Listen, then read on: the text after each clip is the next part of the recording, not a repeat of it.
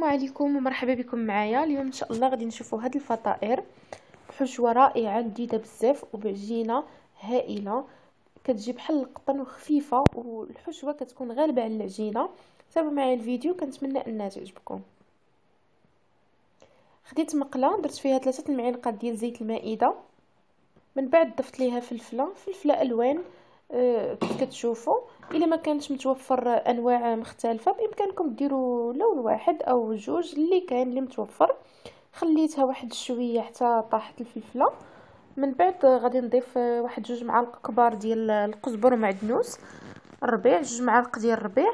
ضفت نص معلقه ديال الكمون ونص معلقه صغيره ديال التحميره وشويه الابزار وشويه الملحه كندير معاها البال لانني غادي نضيف صلصه الصوجا كتكون مالحه. من بعد غادي نضيف شويه ديال الكريفيت مقطع طريفات صغار عصرت عليه نص حامضه قبل. الا ما كانش متوفر الكريفيت بامكانكم ديروا الطون حتى هو كيجي مزيان.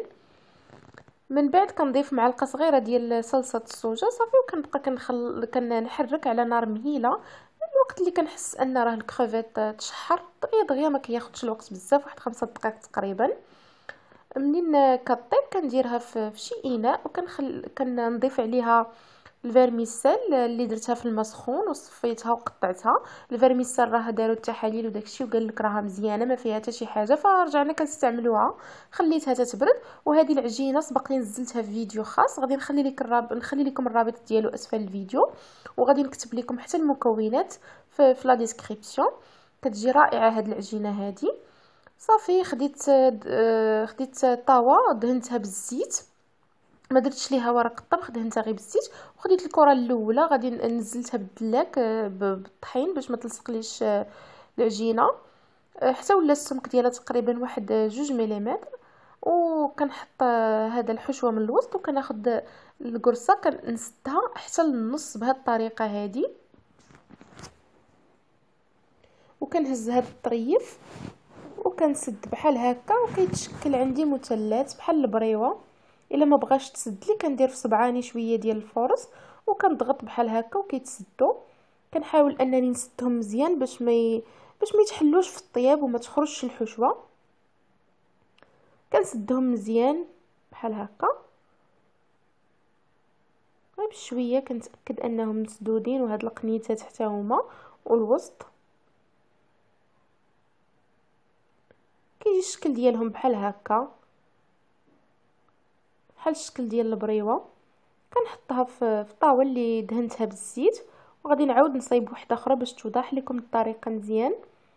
كننزلها حتى كيولي السمك ديالها 2 ملم، وكنحط الحشوه وكنهزها كنطويها حتى للنص، وكنهز هذا الطرف وكنسد وكيتشكل عندي مثلث.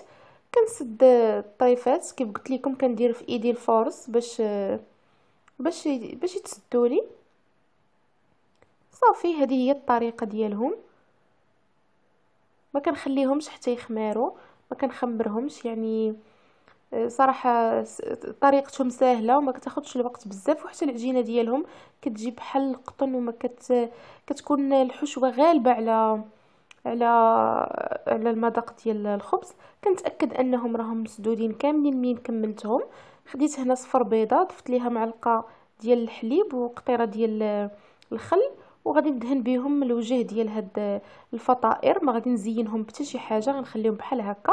ماشي ضروري تدهنوهم بالبيض، بامكانكم تدهنوهم غير بالزيت او الزبده وتدخلوهم الفران. سخنت الفران مزيان، غير فران ديال الغاز الا كان ديال الضو ديروا 180 درجه. غادي نخليهم العافيه غير من التحت على نار مهيله حتى كيبداو يتحمروا من الفوق. كنقلبهم كنلقاهم تحمروا من التحت، كنهبطهم حتى كياخذوا اللون ديالهم وكيكونوا وجدوا ساهلين وما كياخذوش الوقت بزاف.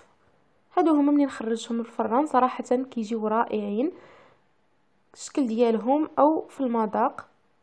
غادي نقطع لكم وحده باش تشوفوها كيفاش كتجي من الداخل. كتجي بحال هكا كيف كتشوفوا، يعني الحشوه غالبه وهشيشه ورائعه، وحتى الرائحه ديال الحشوه هائله. كنتمنى انها تعجبكم. الى عجبكم الفيديو ما تنساوش ديروا لي جيم، ولا ما كنتوش معايا في لاشين تابوناو معايا باش يبقى يوصلكم الجديد ديالي. وشكرا على المتابعه.